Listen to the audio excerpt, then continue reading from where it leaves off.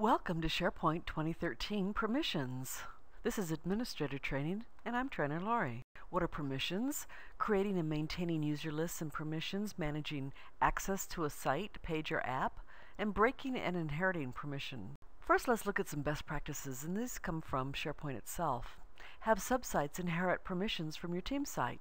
This is so important that this is the default. In other words, when your site is created, it will receive its permissions from its parent. Give groups the lowest permission levels they need. For example, visitors may only need read access, while members would want edit access, and of course owners should have full control. Add people to groups, members, visitors, and owners, to assign permissions, and then remove the groups that you don't want. There'll be a lot of groups in there based on the entire organization, but your site may not need all those groups. So what kind of groups do you need? Well, there should be 3 main and maybe 4. The site owners, these are responsible for the site. The site members, they add, edit, and delete documents. They're the ones that are posting information. And the site visitors, if necessary, they only see and maybe download what the team is creating. But within your site members, you might have a secured group, and this could be a sub-team within the site that needs to be able to add, edit, and delete documents in a specific library. Our next best practice is to create a library for sensitive documents or limited readers and protect it with unique permissions, that secured group that we were just talking about. This site inherits permission from its parent, and you can see it's technology. By default, each site inherits permission from its parent. Parent permission flows downstream, and you can stop permissions and create new ones at any level within your purview, wherever you are a site owner. You cannot accidentally delete something outside of what you're a site owner of. So first you want to set global permissions. So you want to set all owners, visitors, and members first. Then you'll go back and look at specific apps and make that available to your secured team. Let's start with site settings. You'll find that make sure you're on the right site, and then click the gear and choose Site Settings.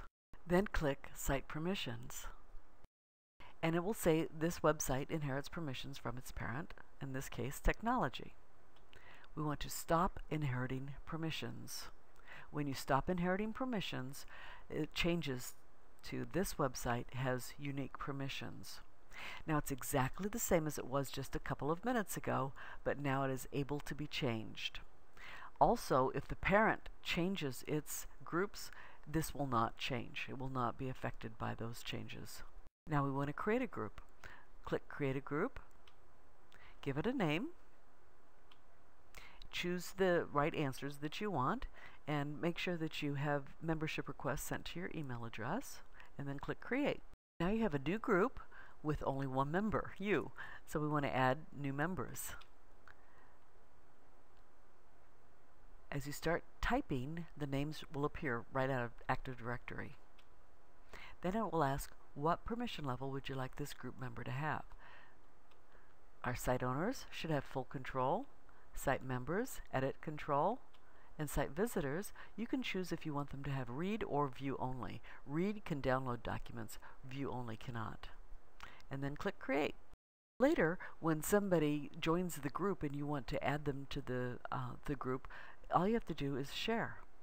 Make sure that you're on the site that you want to share with, then click Share, add their name, and then under Show Options, it'll say what group do you want to add them to. And you choose the group that you want to add them to, and when you share, it'll say this is now shared, and if you go into the group, you'll see that she has been added to the group. The second part is to remove groups you don't want. So go through and choose the groups that would not be good for your site. If you're not sure, click the group name to see all the members. You do not want to remove the site owner group you are in. Search for and print your groups first.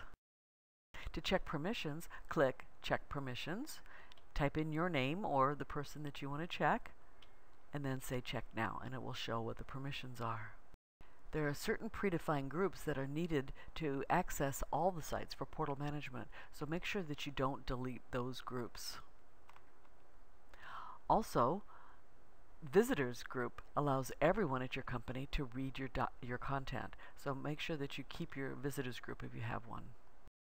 Choose the group that you don't want in your permissions and then remove user permission.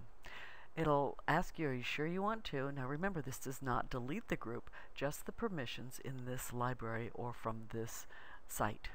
If you decide that you want the visitors group but you don't want them to have the exact same permissions, then you can simply edit it. So for example, you can change from read to view only. If you want to change permissions for the page, make sure you're on the right page and then go to the page tab and hit page permissions. And you can see it's very similar to the site permissions. And also the email invitation, it says here's the document, but it's still a page. For library permissions, click the name of the library, then click the library tab, and then library settings. And then you'll find permissions for this document library. Same as for the page or for the site. Same with calendar. Go to calendar, list settings, permissions for this list. And if you go back to your site after you've set these different permissions, it will say some content on this site has different permissions from what you see here.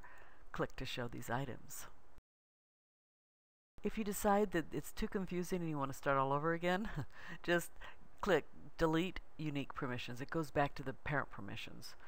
Now new groups will be retained, but their permissions will be lost. Remember, if somebody sends an email with a link in it and they can't open it, they'll get this email instead. Let us know why you need access to this site. And when they send the request, it actually goes to your newsfeed as a site owner. And the site owner must approve or deny permission requests.